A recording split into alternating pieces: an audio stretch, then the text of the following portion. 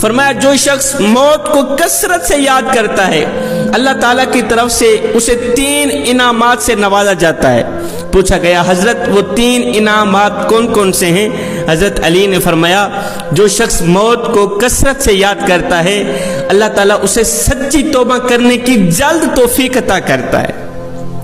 Number 2، اللہ تعالیٰ اس کے دل سے تکبر کو ختم کر دیتا ہے، غرور کو ختم کر دیتا ہے۔ نمبر 3، اللہ تعالیٰ اس کے دل میں عبادت الہی کا شوق پیدا کر دیتا ہے، اسے سجدوں کی توفیق دیتا ہے۔ اللہ تعالیٰ اس پہ اتنا راضی ہوتا ہے، حضرت علی فرماتے ہیں اللہ تعالیٰ جس شخص پہ راضی ہوتا ہے، راضی ہونے کا مطلب یہ نہیں کہ اللہ تعالیٰ اسے دولت دے دے، اللہ تعالیٰ اسے مال دے دے، اللہ تعالیٰ اسے امیری دے دے، اللہ تعالیٰ اسے نام دے دے، شہرت دے دے، نانا اللہ تعالیٰ جس بندے پہ راضی ہوتا ہے سب سے پہلے اللہ تعالیٰ اسے سجدہ